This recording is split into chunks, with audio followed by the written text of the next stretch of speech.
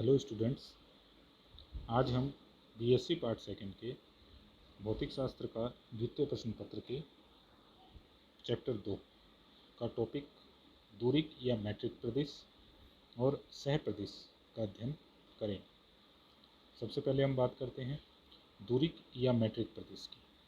तो हम जानते हैं कि वक्र रेखीय निर्देश तंत्र में रेखा अल्पांश के लिए, जो हमने पहला चैप्टर पढ़ा था, जो पिछले वीडियोज़ में हमने देखा था कि वक्र रेखीय निर्देश तंत्र में रेखा अल्पांश जो है dl स्क्वायर और dl बार स्क्वायर, ये जो टर्म है ये रिप्रेजेंट कर रही है निर्देश तंत्र S में रेखा अल्पांश को, और ये जो टर्म है ये रिप्रेजेंट कर रही है निर्देश तंत्र S डैश में रेखा अल्पांश को। तो चूंकि हम जानते हैं, जो पीछे हम फर्स्ट ईयर के अंदर हम पढ़ कर आए हैं कि रेखा अल्पांश जो है यह जड़त्वीय निर्देश तंत्रों के में निश्चर रहता है, अतः वक्र रेखीय निर्देश तंत्र में S निर्देश तंत्र तथा S डैश निर्देश तंत्र में इसके मान जो हैं वो समान प्राप्त होंगे। तो हमने कहा dl बार का square equals to dl square, क्योंकि यह जो है ये इनका रूपांतरण निश्चर रहता है। तो हमने कहा बराबर है summation i j equals to 1 to 3 bi आधार सदिश, bj ये भी आधार सदिश हो गया, dui dug, ui और uj जो हैं ये वक्र रेखीय निर्देश तंत्र में निर्देशांक है। यहाँ bi आधार सदिश equals to del r upon del ui।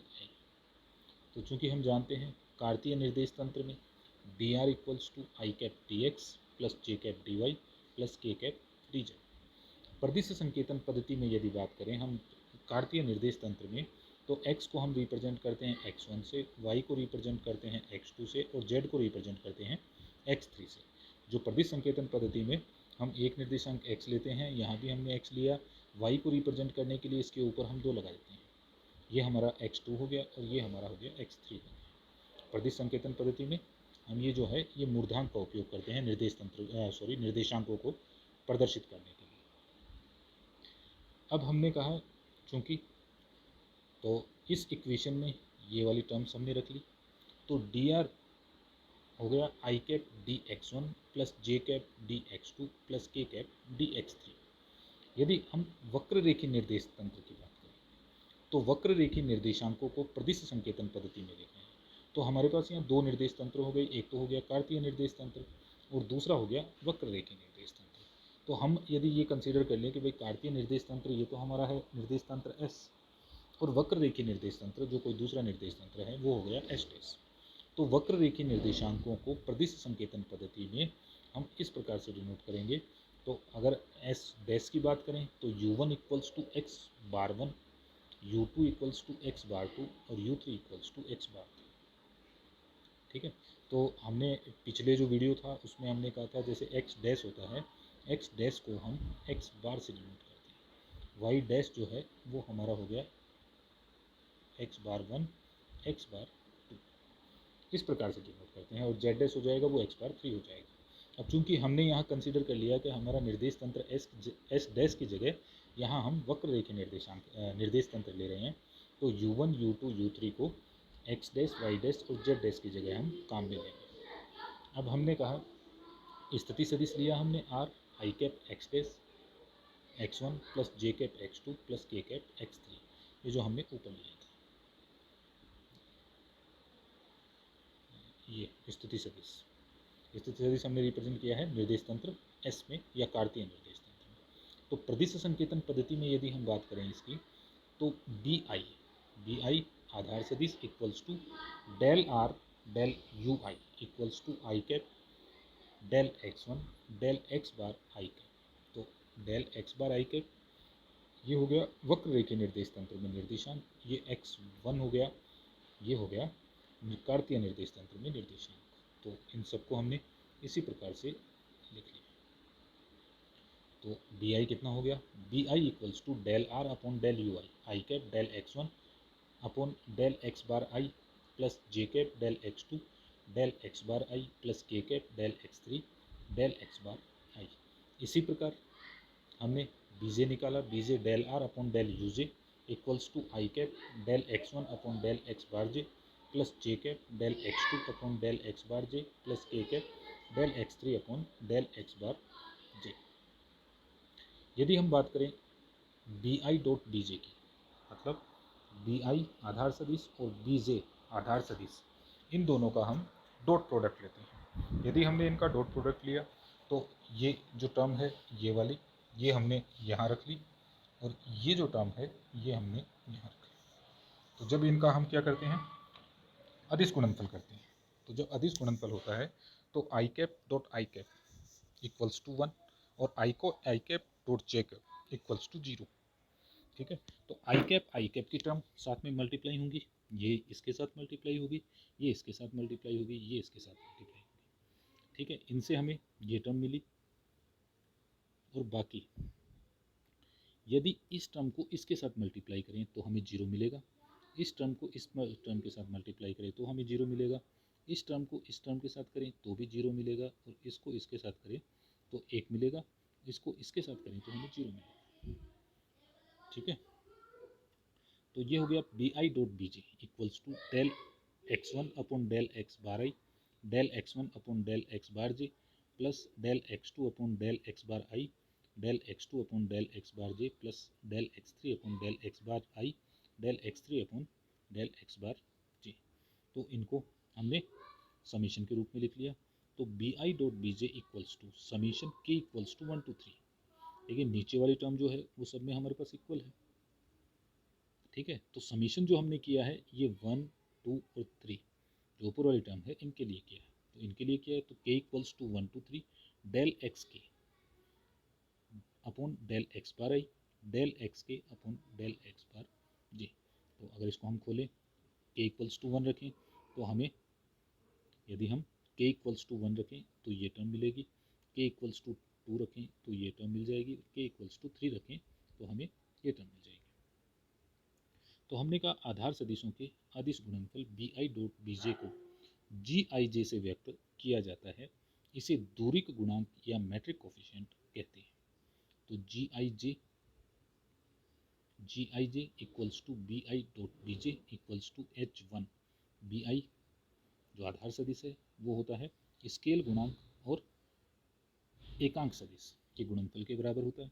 तो हमने कहा b i equals to H i e i cap dot B j h j dot E j cap.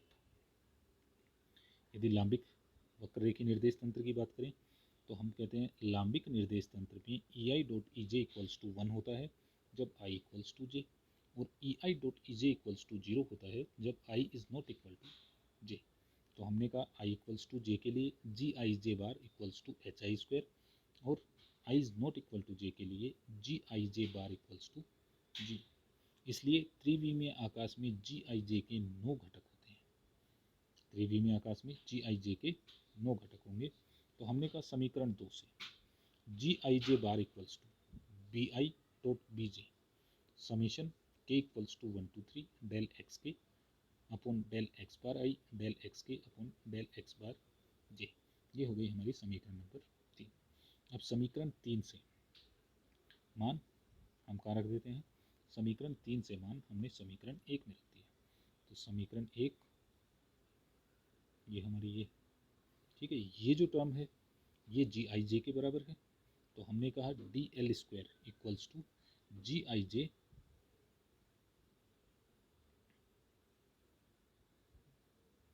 D L square equals to summation I J equals to 1 to 3, और B आई dot B J यहाँ था हमारे पास B आई dot B J, इसकी जगह हमने ये लिख लिया, ये हमने यहाँ लिख लिया आइंस्टीन संकलन परिपाटी का उपयोग करने पर। तो आइंस्टीन संकलन परिपाटी कहती है कि यदि हमारे पास तो ये जो समीशन का निशान है ये आइंस्टीन की संकलन परिपाटी है, उससे हम हटा देते हैं। तो जी बार आई जे व्युत्क्रमणीय सारणिक होना चाहिए, व्युत्क्रमणीय इन्वर्स मैट्रिक्स होना चाहिए, अर्थात determinant of g i g is not equal to 0। अगर ये व्युत्क्रमणीय है, रिवर्सिबल है, तो इन दैट केस इसका जो डिटर्मिनेट आएगा वो 0 के बराबर नहीं होना चाहिए। साथ ही जी बार आई जे सम्मित होता है, इसलिए जी bar I J equals to जी बार जे आई। तो अब हम बात करते हैं दूरिक प्रदेश का रूपांतरण, ट्रांसफॉर्मेशन ऑफ मैट्रिक टेंसर। क्योंकि रेखा अल्पांश का वर्ग सभी निर्देश तंत्रों में निश्चल रहता है, ये हमने ऊपर किया था, जो ऊपर हमने इक्वेशन लिखी थी। ये देखिए, ये रेखा अल्पांश का वर्ग, ये रेखा अल्पांश का वर्ग, ये निर्देश तंत्र एस में, ये निर्देश तंत्र एस डैश में निश्चल है, इसलिए इसको हमने बराबर लिखा है। तो हमने कहा चूंकि रेखा अल्पांश का वर्ग सभी निर्देश तंत्रों में निश्चल रहता है, इसलिए यहाँ हमने ले लिया निर्देश तंत्र एस डैश और यहाँ हमने लिया निर्देश तंत्र एस, और ये हम वैल्यू यहाँ से लिख लाए।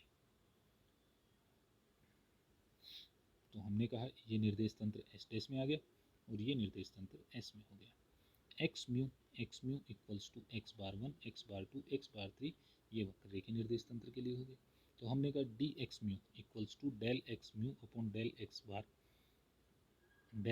आई डेल एक्स बार आई, इसका हमने एक बार अवकलन कर लिया। इसी प्रकार D X mu equals to del x mu upon del x bar J और डी एक्स बार जे।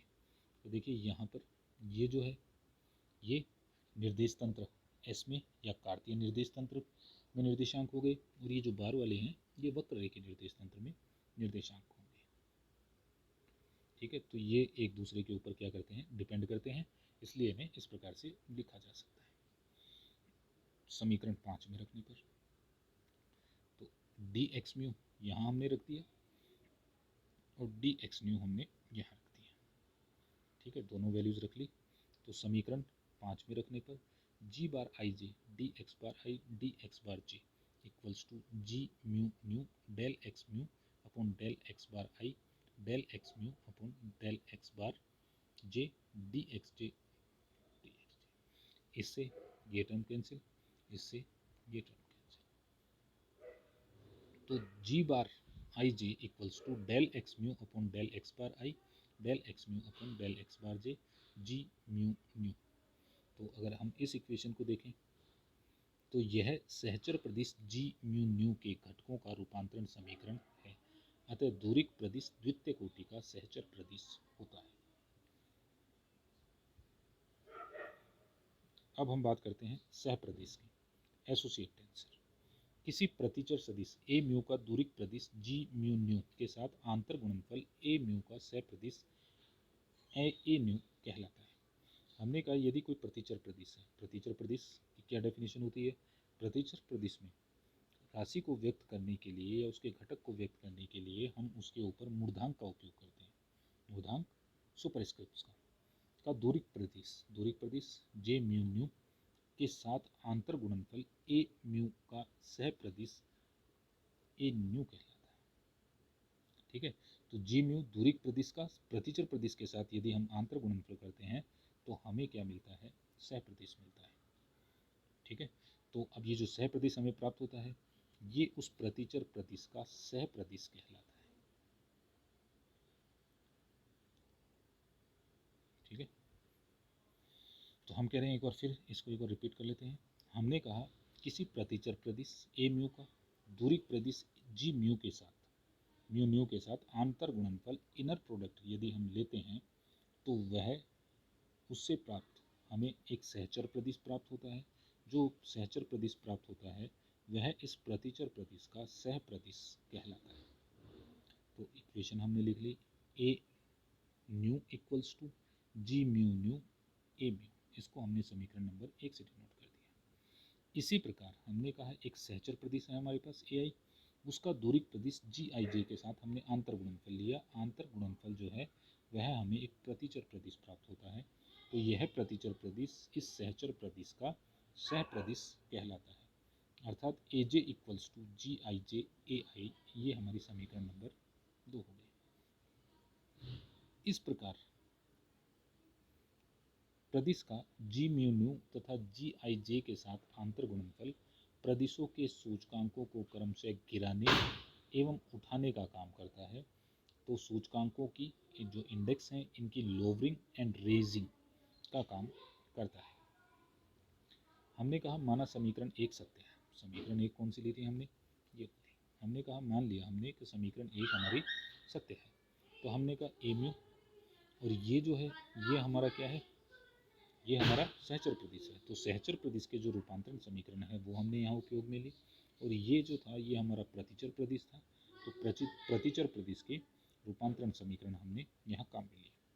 तो हमने कहा A mu equals to G I J bar A bar के, और ये हो गया डेल एक्स बार आई डेल एक्स बार के। तो देखिए यहाँ एक्स म्यू से एक्स म्यू कैंसिल, तो डेल एक्स बार के एक बार वापस देख लेते हैं।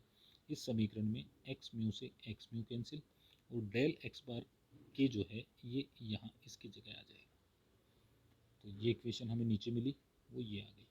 तो ये हो गया A nu equals to del x bar I upon del x bar K del x bar J upon del x mu G I J bar A bar K. ठीक है, अब हमने कहा ये जो टर्म है ये एक ही निर्देश तंत्र निर्देशांक है, तो इनको हम क्रोनेकर डेल्टा के रूप में लिख सकते हैं। तो इनको हमने क्रोनेकर डेल्टा के रूप में लिख लिया, क्रोनेकर डेल्टा के रूप में लिख लिया। ठीक है, क्रोनेकर डेल्टा एक होगा कब, जब आई इक्वल्स टू के होगा।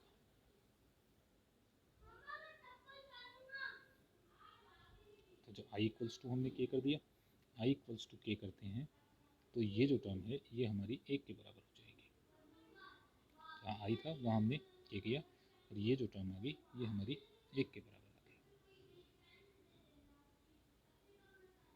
तो इससे इक्वेशन आ गई हमारे पास A mu equals to del x bar mu x bar J del x mu G I J bar A bar J K equals to आई से ये टर्म हमारी एक के बराबर हो गई। तो हमने कहा A mu equals to del x bar J del x mu A bar जे। तो या इसका रिवर्स ले लिया हमने, रिवर्स हमारे पास इस प्रकार से प्राप्त हुआ। यह सहचर प्रदिश का रूपांतरण संबंध। अतः समीकरण एक सत्य है। सूचकांकों को गिराने एवं उठाने का प्रक्रम उच्चतर कोटि के प्रदेशों में भी किया जा सकता है। उदाहरणार्थ जी आई म्यू ए आई जे के आर। तो हमने कहा आई आई ये आई जो है ये यहाँ से कैंसिल, तो ए जे के आर म्यू।